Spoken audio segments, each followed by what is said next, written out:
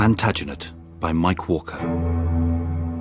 Richard II, and all our dreams will end in death. With Patrick Kennedy as Richard II and Blake Ritson as Henry Bolingbroke.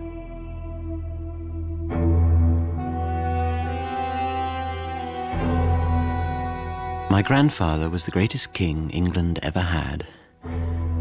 My father was the greatest king England never had. My mother was the most beautiful woman in Europe. Where on earth do you go from there? Well, I invented the handkerchief. Not a small thing, believe me. Manners, you see, good manners mean you don't leave snot on the floor. In court, everywhere. When I was a boy and my father took me to see grandfather at a state occasion, I used to laugh when some great lord slid across the marble and went flat on his back. The king, the courtiers, they all thought it was really funny. Oh, look, Sir William de Bohun fell on his arse. Ha, ha, ha, ha. That's what they thought. Sometimes I wish I'd been French. Let me tell you how it was then. And to do that, I need to tell you about the war in France. You see, they went together.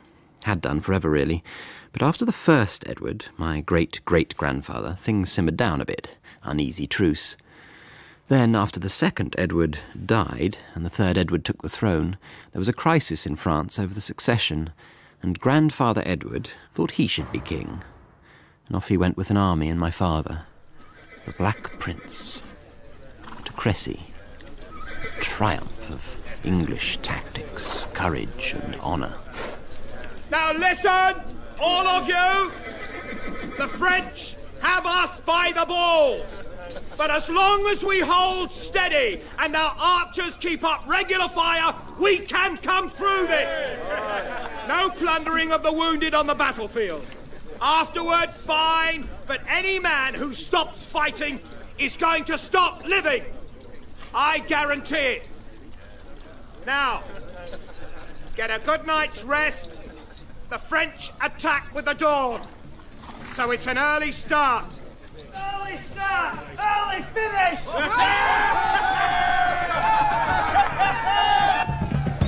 What are they cheering about over there? We outnumber them 3-1. Come the morning, come our revenge. The army will stop for the night.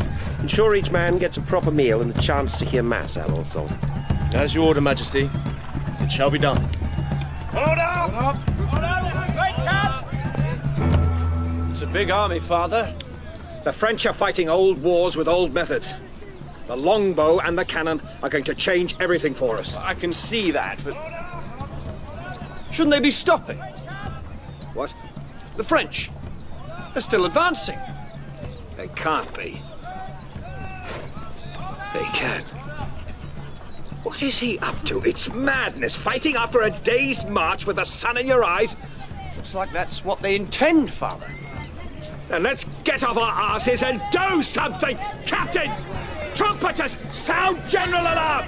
Sergeants, to your division! Alonso! Why aren't they stopping? They can't. The momentum, the mass of men. They can't slow down or turn back without getting trampled by those coming on In the behind. name of God, they'll be slaughtered! They must halt! Not even God can stop them now. Then we attack!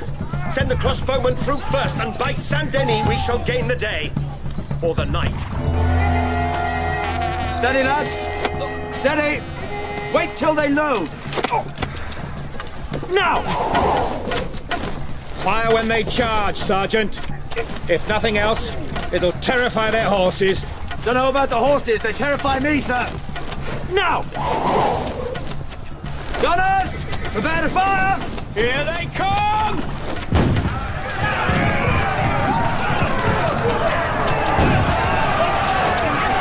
Majesty, you must go now. Is there nothing to be done, Alonso? In the dark, with no moon, we can't even see our enemy. If we retreat now, we can fight another day. Then so be it. Sound the recall, and let every man look to himself.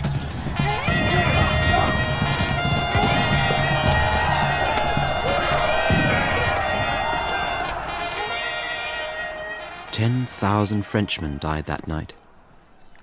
You might say it was the victory of chance over error. Yes, the archers made a difference. The French had never experienced anything like them before. But mostly it was a tired, disorganized army blundering into a rested, tightly controlled force in a good defensive position. Oh, my stars. Look at those jewels. But victory wasn't just about glory. If they ain't rubies, my name ain't Dickon. Boys, we're all gonna be as rich as kings. That was all before I was born. As for my childhood, well, they'd married for love, my father and mother. How often does that happen in this world? Of course, my mother had married for love before, twice. First time when she was 11, but neither of them was going to be King of England. So, you could say she was ambitious. I remember at the joust, some joust, there were so many, saying to Mother, "Papa is the best knight in the world, isn't he, Mama?" Of course he is, my sweet. The bravest and the best of them all. Look at how he rides. Look at him, Richard. Look at his bearing. He rides like a king-to-be. He rides like a conqueror. He's our champion, Richard. He's England's champion. And I said, "Does he kill people?" Of course. But isn't killing bad? Simon Burley said we should forgive our enemies. Simon was my tutor, and he did, and I was a boy, and I really thought killing people was bad. Well, you see, Richard, that's for the ordinary people. But kings and princes are different. Now, here he comes. Our champion. That's my father, Black Prince. Madam, to you I present the trophies of the joust. Do with them as you will. Sir, I give them liberty as brave and honourable knights. Your knights. Well said, lady. Hello, lad. What fun, eh? Yes, father, I said. You were the best of all. That's what we do, boy. We're the best. We rule. Won't be long before you start your training. Bet you can't wait to strap on a sword and get a frisky mare between your thighs. Sir, you are forward. Not as forward as I'm going to be tonight, sweeting. That was the sort of thing they laughed at. Still do, for all I've tried to change things. Even Chaucer does it. Swiving jokes, arse jokes, fart jokes. What is funny about a fart? Anyway, I grew up in Aquitaine. My father had taken it from the King of the French, and it was full of light and colour and music, and sometimes I thought that music and colour and light were better than war and conquest and killing. But I didn't say anything because I was a child, and I had to learn how to be a king. My father's last great battle was at the siege of Limoges. He was already ill by then. The Black Prince, the great hero of the world, had been struck down by some sickness of the body or soul. He was carried on his litter, his brother beside him. Oh, yes, my Uncle John. John of Gaunt, he was there. He was everywhere. Still no surrender. We've sent word, but the bishop says no. He was supposed to be my bishop, John. I made him Richard's bloody godfather and paid him enough. Tricky bastards, these bishops, brother. Never let them out of your sight, I say. Well, this one can go to the devil. As soon as I get my hands on him. Not that these hands are worth much. Easy, brother. You'll get better in time. Time I don't have, John. The sappers have undermined the walls near the east gate. We're ready to torch the props on your command.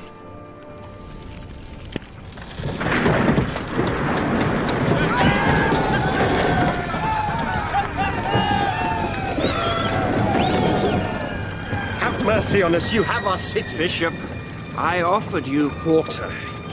You chose not to take it. Now, I choose not to give it.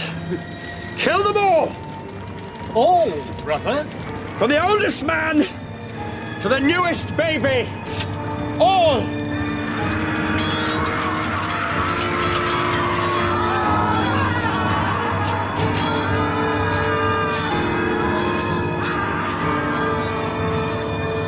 He died soon after, the Black Prince, the flower of the chivalry of England, at night without reproach.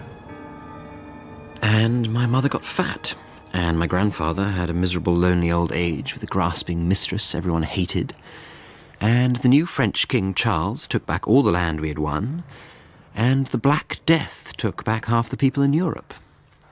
And then my grandfather died, tired and alone. Really, there was one priest sitting beside him, and that was it.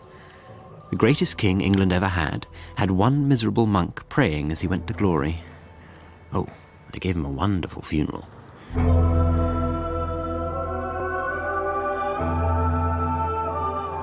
And I was king. Only, of course, I wasn't. I was too young, so there was a council. My uncles, John of Gaunt. France is feeling her power. She's taken back most of what great Edward won. Now she has hungry eyes for England. Uncle Gloucester. Kick their bloody French asses. Who always had a lot to say. The French are raiding the south coast towns daily. We cannot put up with this. And my Chancellor, de la Pole. Agreed, my lord, but can we afford war? A self-made man.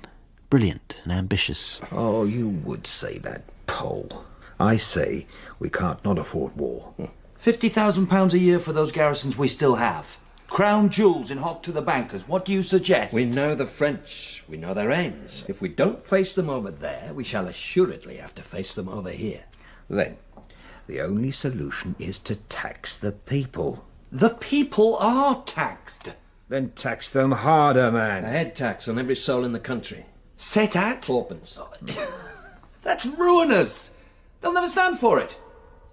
Then let them lie for it. Oh, we'll call it a poll tax, so you get the blame. My lord, the people will know exactly who to blame. Your brother Gaunt is already the most unpopular man in the nation. You think he seeks to become king? Let him who believes it say it to my face. Can you fight a nation? I can fight the French, and may I remind you, the bloody Scots who have allied themselves to their cher cousin. We need action this day. I say we take this measure to Parliament and ask them to vote. Agreed. I don't like it. But we must present a united front. Agreed. Poll tax it is. More taxes? What did they think would happen? Bondage or servitude came in by the unjust oppression of bad men. Now, therefore, think on this, brothers and sisters. When Adam delved and Eve span, who was then the gentleman?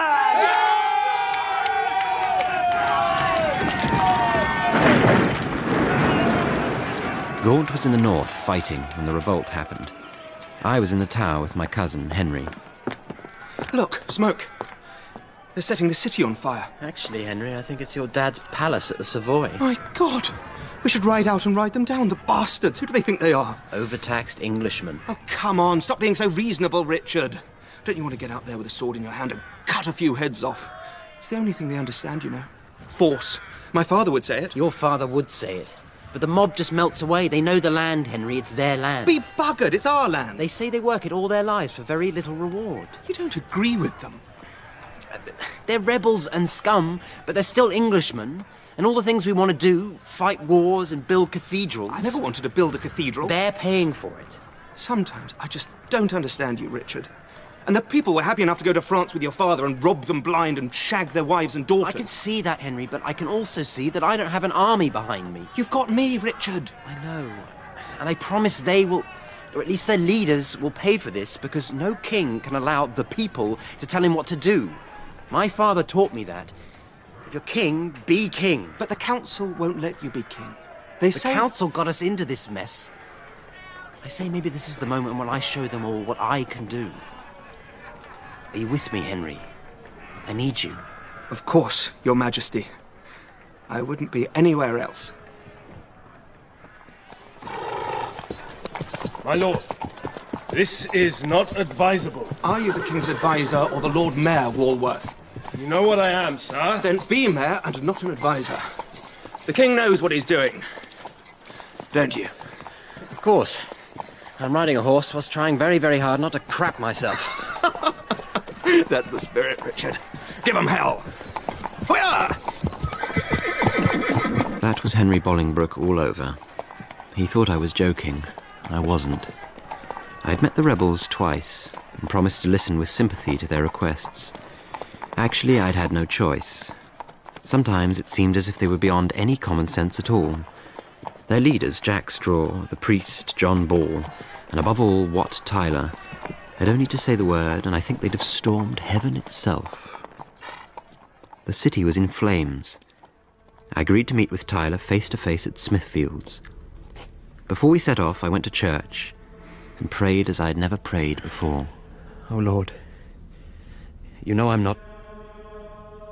I don't know what's going to happen today.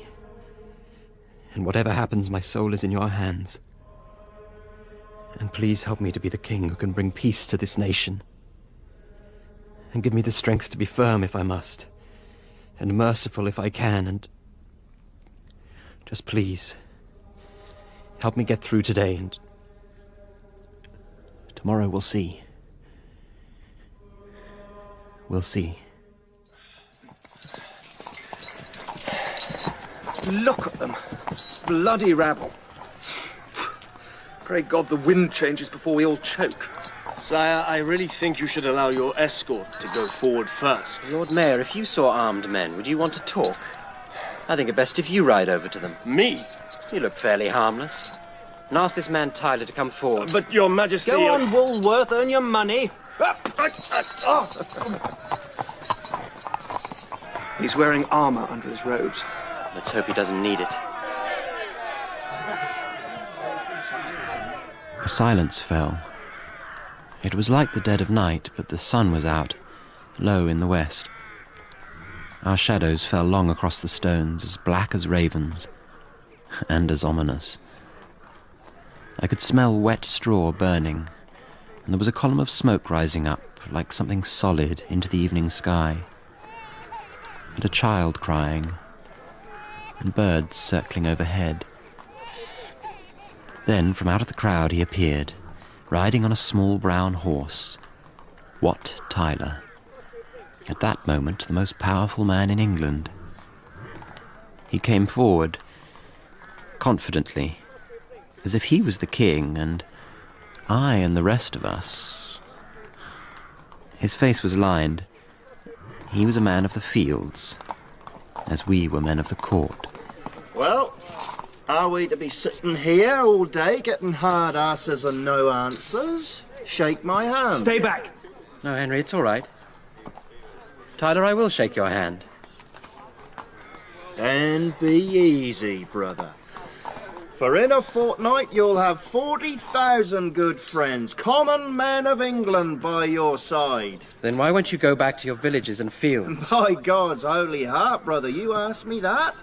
We have not come on our knees. We want a charter of rights for every man to stand on his own 2 feet on his own earth. And then? Oh, you know what we want.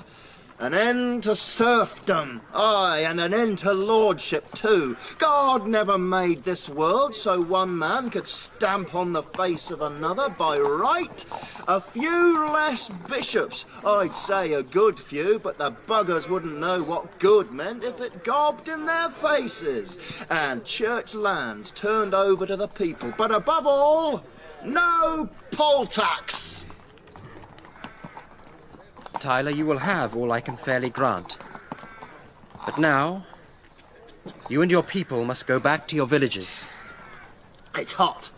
I need water. Tell them to bring me water. Someone. We stood facing each other, waiting, whilst they found water. I didn't know what was going to happen. No one did. Here, Tyler. But everyone expected blood. Better? All right, you've had your drink. Now do as the king tells you.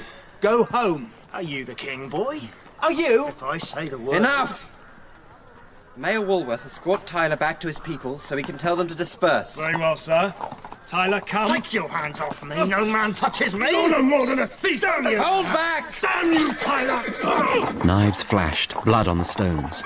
Tyler's blood, black as pitch. Woolworth's knife. Form a defensive ring. Tyler rode back towards his people. I saw him against the low sun, red and gold now. I saw his figure become lost in the brightness, as if indeed he were being taken up. I blinked, turned my head away, and when I looked again, the saddle was empty, and he lay, bleeding his life out onto the stones. A silence fell for the second time that day, but this one full of anger, as if some child of wrath was ready to be born, howling for blood and revenge. The crowd shivered and began to groan. I rode forward. You can't, sire! Come on! Keep it tight! It was the longest, hardest ride I had ever taken, until the last that leads me to heaven. And for all I knew, I was heaven-bound that day. Thousands of faces staring at me, in anger, pain, uncertainty. A blackbird, wounded, one wing broken, was flopping on the cobbles. Where had it come from? What did it mean? Englishman! You need no captain but me. I am Richard. I am your king. Follow me, and you will have what you desire. Right! We'll follow the lad! Yeah! We'll follow the king!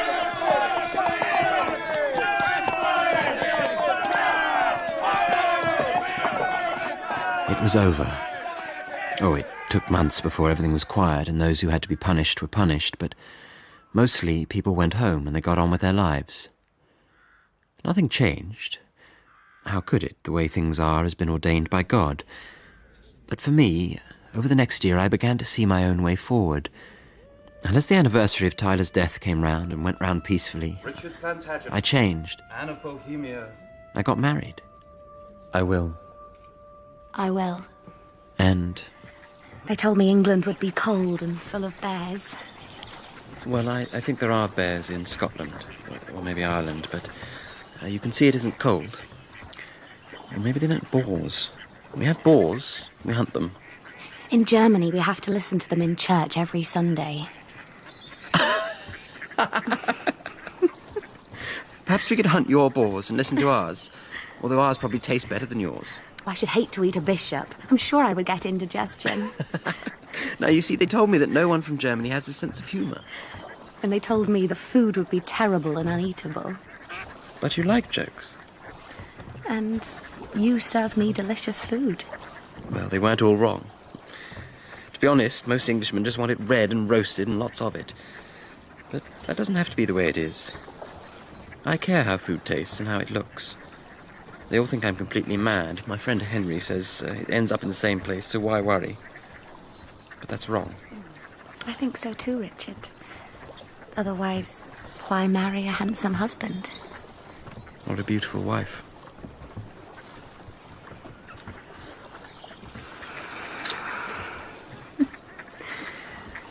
And there's another thing.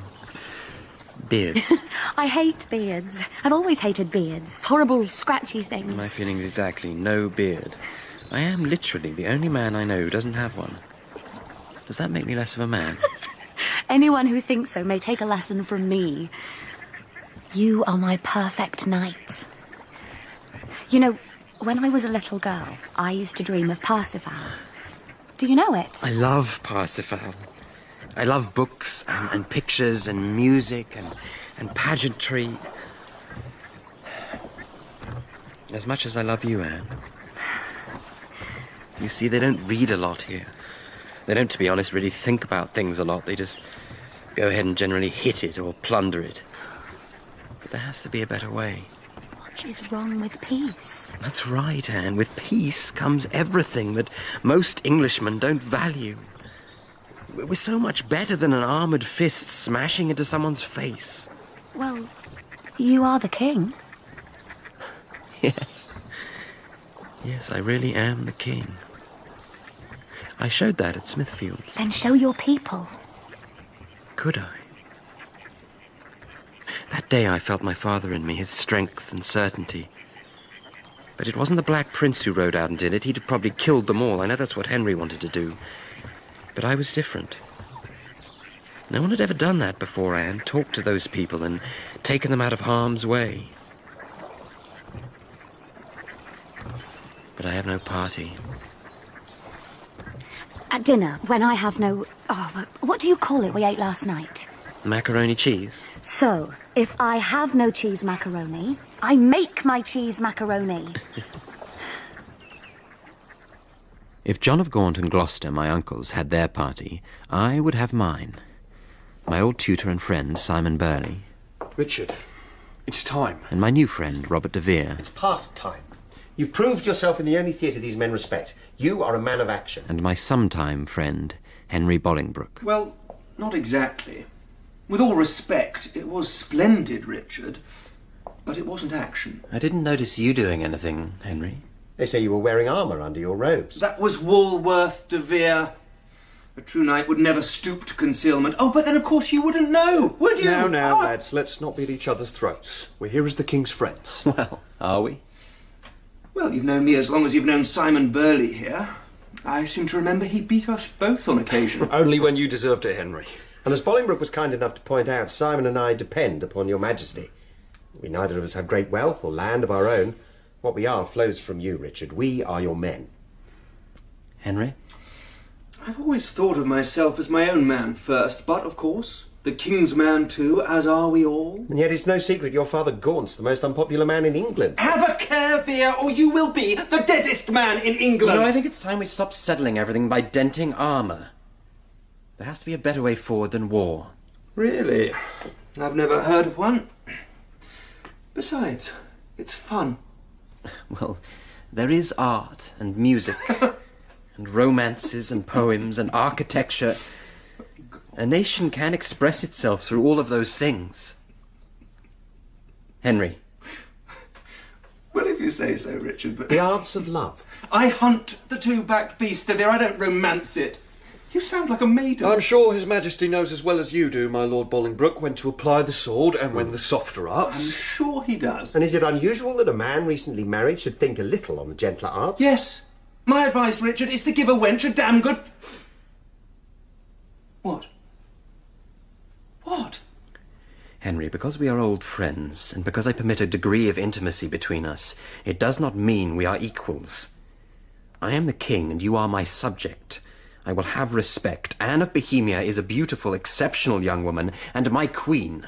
And her father is stony broke and sold her for what he could get. I mean, you did pay his debts. It was a loan. It was a sale. And in my book... My lord... Henry, don't. That makes him a pimp. Why did you do that? Do what? You know what you said. I did nothing except speak plainly as we were taught. Yes, when we were children, but this is a different world and there are different rules. In my world, a man rules because he has the bollocks to do. And manners, where do they stand in your world? Manners. Perhaps, Henry, there is some important business to which you must attend. Is there, Burley? Now, my lord. Yes, if His Majesty will be kind enough to excuse me. You are excused. Henry. Look, maybe I was clumsy, but you are my friend. We are friends. Of course. As you command. I hope I was not the cause. No, Henry was always like a spark to gunpowder. It runs in the family. They say the first Plantagenet was the devil's daughter, and old Henry used to chew the carpets in his rages. That's enough of squabbles.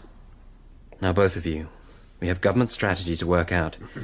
We can call on Pole. Certainly. One of the most capable men in England. And like us, with no great fortune of his own. No influence. Ability means a lot, Richard. Not with our birth or estate, it doesn't. Not in this country.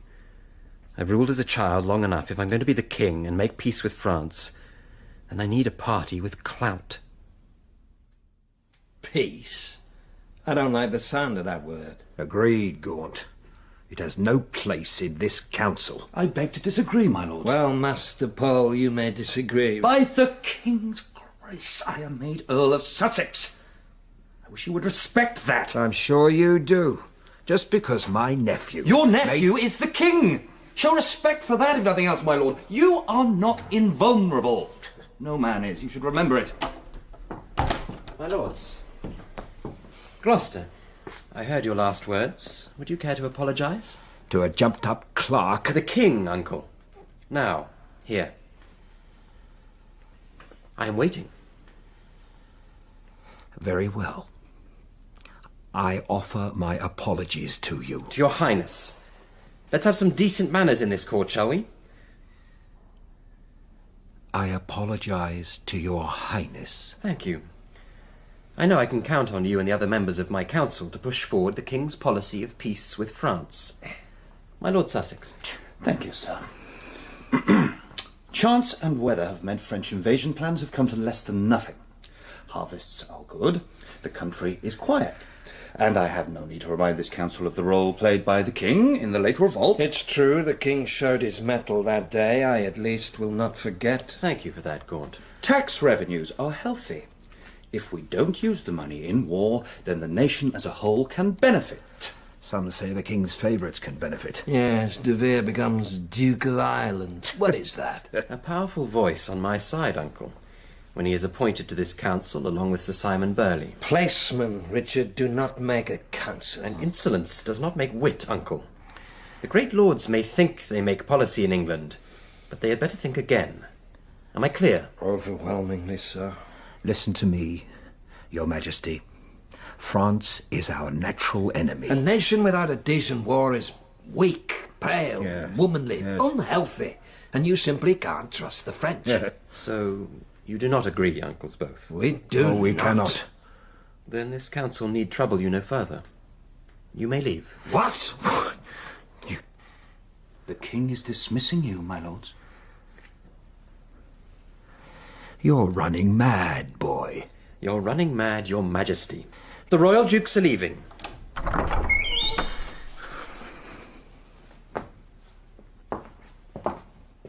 And they went. Not happily, but they went. I'm going to bring back some of my father's ministers. Won't they be for war? I think they'll be for the king. And with Burley and De Vere and a council led by Pole as Chancellor, we have a good chance of convincing the French we're serious about peace. It will mean giving up land. Nothing's gained for nothing. And your uncles? No one likes losing what they thought was theirs for good. Or evil. But won't they... Object, of course. But I think they'll come to see things my way. The sensible way. I hope so, my love.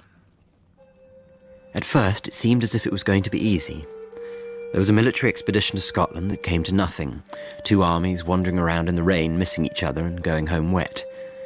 It came down to diplomacy, as in the end it always must. France was not so simple to settle, but I knew I could put treaties in place that would save lives and money. There was so much we could learn from our cousins, so much, though few Englishmen would ever admit it. What did I want? I wanted my court to be the most splendid and cultured in Europe. And we were on the way. Men of learning were no longer going abroad. They were bringing their talents and their work to my court. John Gower, Geoffrey Chaucer. I encouraged these men, and others too. You can't have 2 balls in a thicket. Burley's right. They'll fight. One will destroy the other. That goes without question. So the only question is... Who destroys whom? Well put, sir. The young boar and the old boar. Who strikes first wins, De Vere. Who has the courage to strike first? And yet there is the law. And yet there is the king, and he must stand supreme. Exactly, De Vere. The king is no one's delegate. There is no one above him except God. John of Gaunt is my uncle. It wouldn't be the first time in history. Every time we make a step forward, there he is, tripping us, putting obstacles in our way. He's the most powerful man in England. But I am the king. Exactly. His presence is a constant danger to you and all you hope to accomplish. He's a problem that cannot be ignored. This boar must be hunted down. But aren't we forgetting something here? Majesty?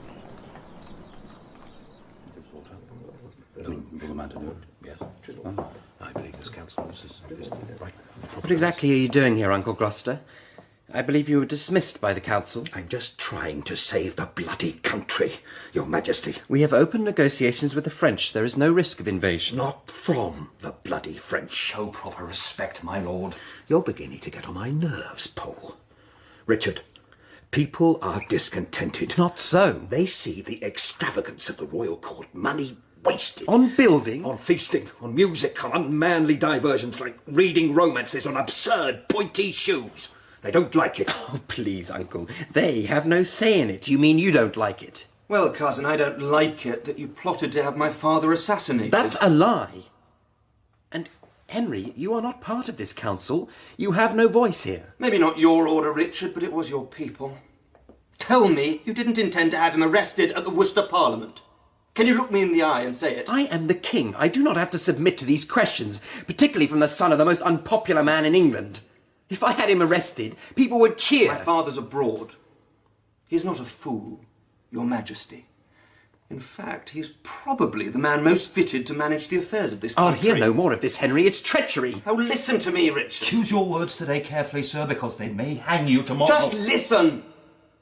My father could have taken the throne a dozen times. No one would have hated him any more because of it, but he didn't. He's loyal. He is against me, as are you, and Gloucester and the rest of them. Well, you're not wrong there, Your Majesty. I am against extravagance, waste, frippery, and the promotion of unworthy men like De Vere and Burleigh and the Earl of Oxford here. You say that because you believe you and your kind have a right to run the country. That is not so. The king is at the head.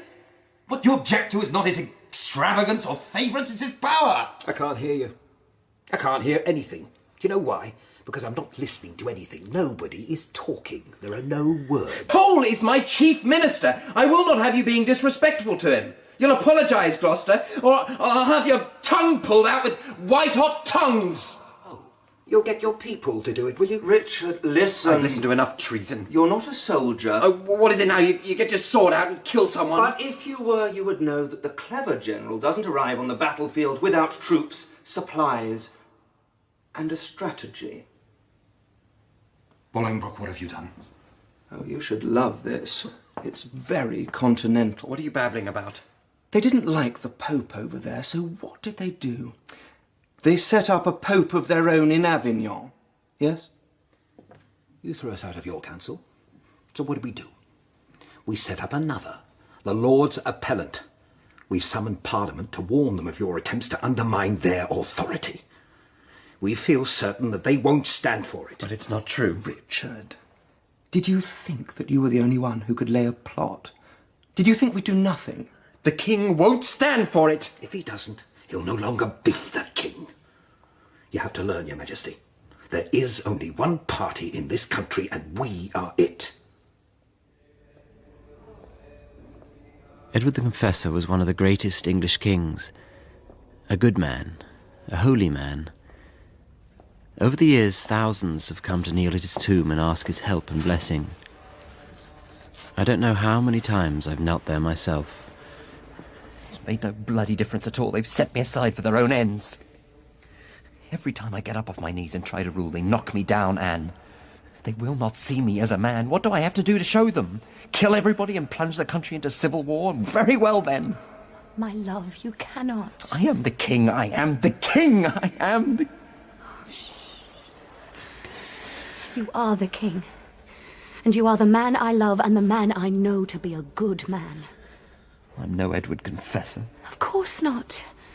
You are a man with all a man's faults, but above all, above what you are is what you want to be and what you hope for. Isn't that true? All my people are either exiled or dead. Pole, the most capable politician in the country, fled abroad from my enemies. I'm alone. You will never be alone as long as I live to stand by your side. We came together because of politics. We stay together because we found love.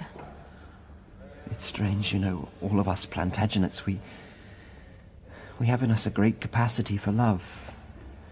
Perhaps also for hate, but time after time, marriages that were made in the courts of Europe have become like love stories and the romances. Perhaps that is our glory. Your glory will be to endure, Richard. For times change, but constancy remains. And the time will come when everything shall be different, and then you can act against those who stand in your way.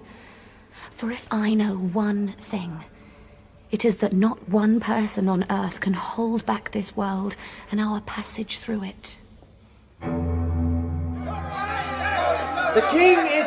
I am prepared to defer to the Lords Appellant, to their wishes and the wishes of Parliament, to be guided by their wholesome advice, your advice without prejudice to the crown. I only ask of Parliament that they, in their mercy, spare the life of Sir Simon Burley, my tutor and friend.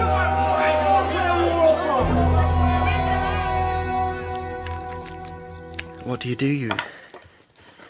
You take a tench and fillet him and fry him. And you make a layer of currants with wine and water. Then whole raisins of the sun and powdered ginger. Add some cloves, some pepper, and place him in the sauce and seethe him with sugar of cypress and salt and bring him forth. And they all trample it all and grind it into the dirt beneath their boots because why? Because in the end it means nothing. It means everything, Richard. It means that we care about each thing, not just one thing. Not only about power and who wields it. Don't you see, my love? Power is the fire that sees the dish, otherwise it's just raw stuff and unfit to eat. And now they've condemned Burley to death, and whatever I may say or hope or believe, without power it is nothing. Shh, without love it is nothing, my king. Think of our Lord. A carpenter, why, he might have been a sutler or a baker or a cook. Did he have armies and treaties? Did he have a mailed fist or vast lands or wealth and castles? He had none of these things, Richard. He was mocked and despised. He was whipped and crucified, and yet his words sound louder today than ever. Shh, it is his will that you are king. Blessed are you, when men revile you and persecute you and tell all kinds of lies about you for his sake. Be glad, for your reward in heaven will be great.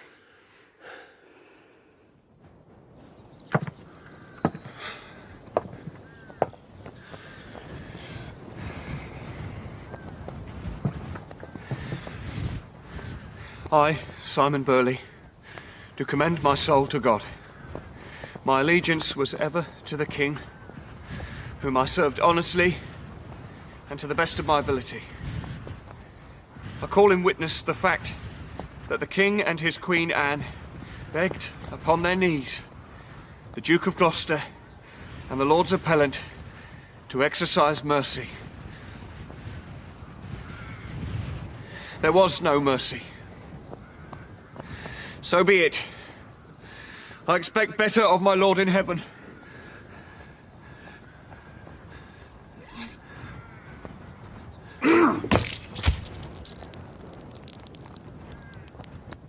It was, I thought, the worst that could happen. I was wrong. You remember the Black Death, half Europe cut down. We thought it was gone and forgotten, but it hadn't forgotten about us. He came walking by, that soft-stepping gentleman in black, and stretched out his hand and ripped my heart living from my chest. He took my Anne, my queen, my love, because death wanted it so. Sir, you cannot mean it. Please don't question me, Chancellor. It's a royal palace. It was her palace. Now she is dead. She doesn't need it anymore. Burn it. At least, sir, let us remove the goods, the hangings, the books alone. Must Do you disobey me? Do you whoreson of a bitch dare to disobey me? Will every stone, every brick, every clod of earth in the land disobey me? I will have my way! Burn it!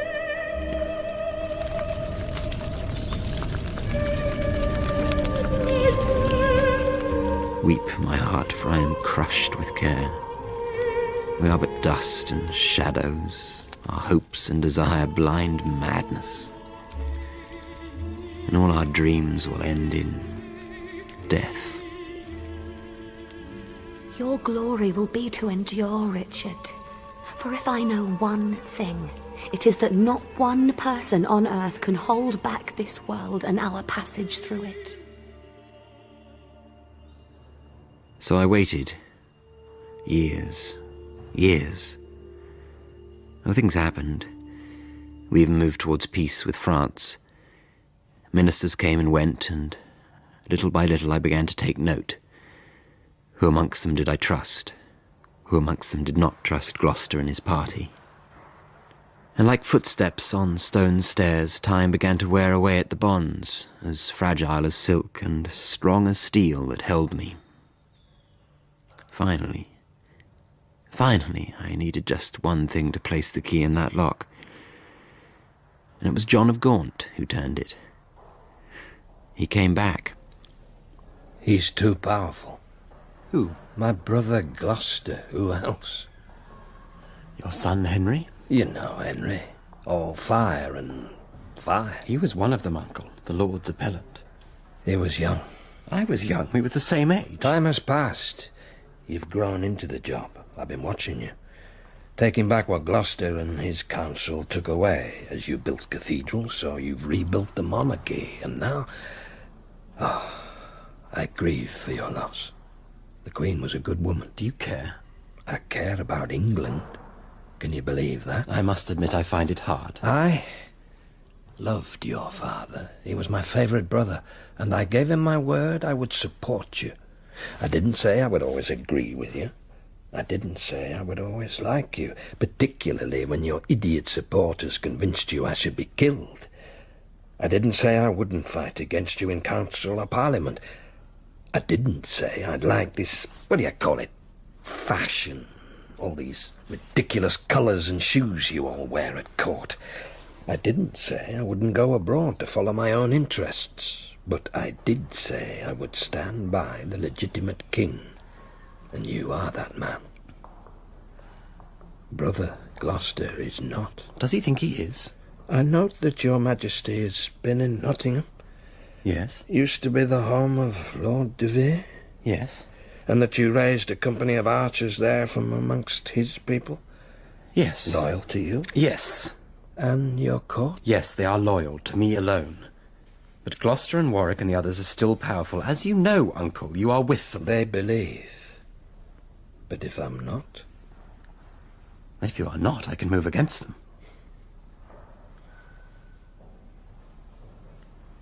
The price?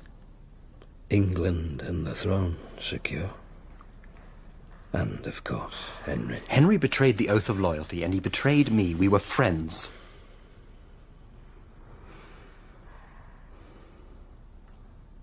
The price? The price, Your Majesty. Very well. Henry is safe.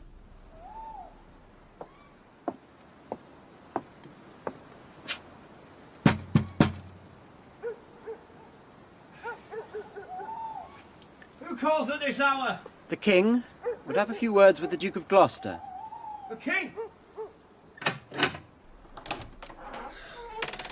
Your Majesty! No need for ceremony, it's just a visit. At this hour? I was in the area, Uncle. I thought I'd see how you were. I heard you were ill. I am getting better, they tell me. But let me call for wine, food, I'm sure Nothing, thank you, my lord. Nothing? Oh, there is this. A candle? No need, I can tell you.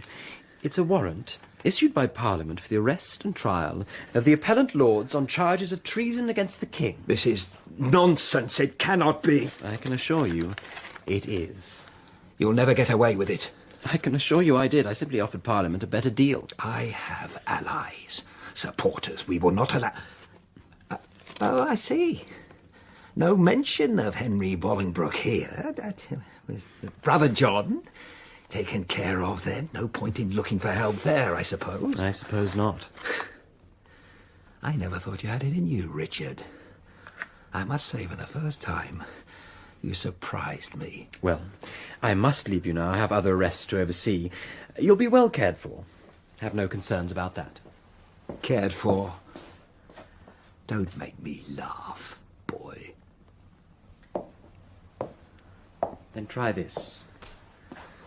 You really must learn, Uncle. There is only one king in this country, and it's me.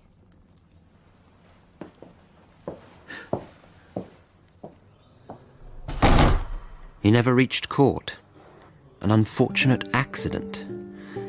The others were tried and condemned. And I ruled. And the court began, at last, to resemble something like a court. Music, learning, art, and literature began to flourish in this country as they'd never been allowed to before. We were celebrated throughout Europe, and our great men wielded more than swords and battle axes. God, they say, grants all our wishes, but never quite as we want them. Anne had a saying, Man plan, Gott lacht. Man plans, God laughs.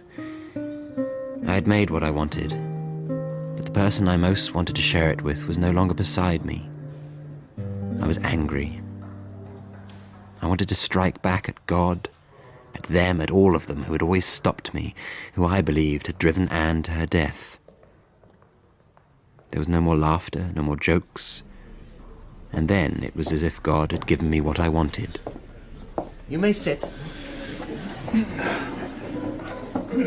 My lords, gentlemen, we have this day heard the sad news of the death of John of Gaunt, our uncle and great mainstay. We shall not see his like again. We shall not, because I hereby disinherit his son, Henry Bolingbroke. He will not succeed to the titles, the land, or the revenues of his father. These will revert to the crown. Bolingbroke is declared outlaw on the grounds of his membership of the Lords Appellant, and numerous other grievous offences.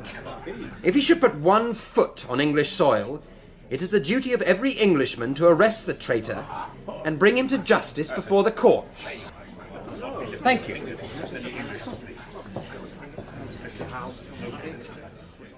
Mistake. Big mistake. Never condemn a man as a traitor. When you haven't got his bollocks firmly in your fist. Hello, Richard. Hello, Henry. I could say what brings you back to England, but then I know, don't I? My throne. Why disinherit me?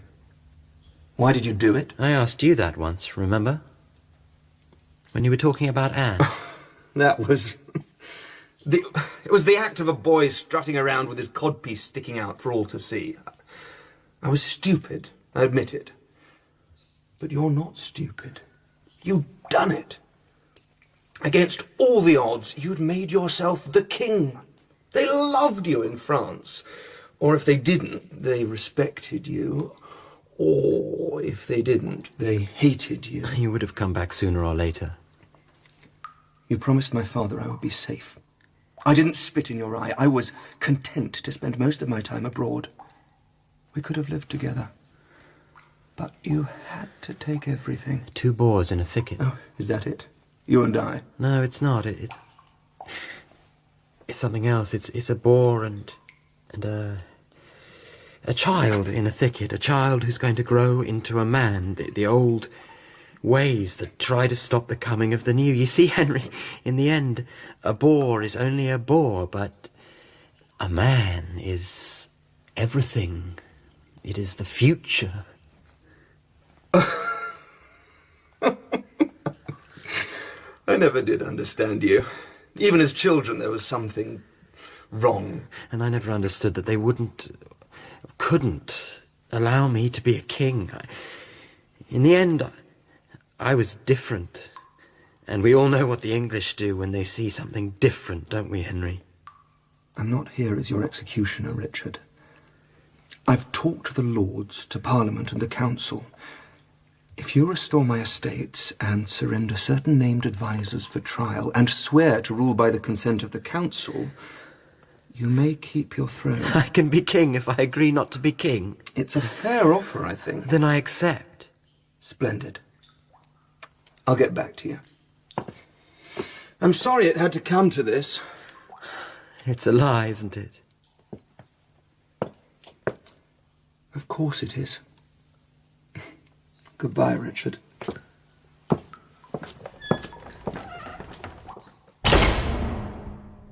They're not going to kill me. That might look bad.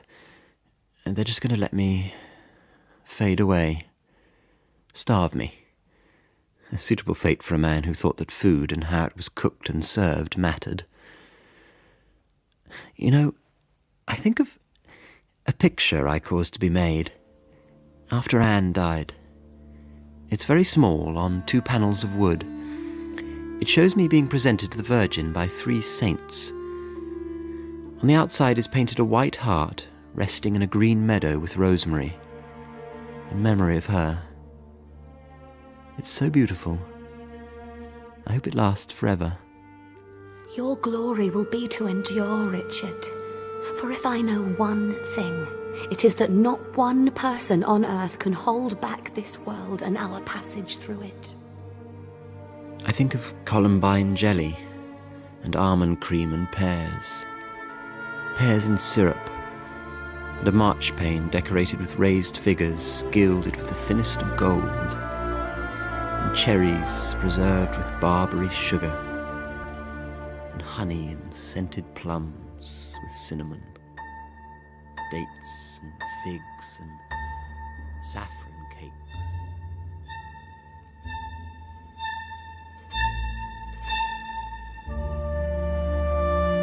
In Plantagenet by Mike Walker, Patrick Kennedy was Richard II, Blake Ritson, Henry Bolingbroke, and Alex Tregear, Queen Anne.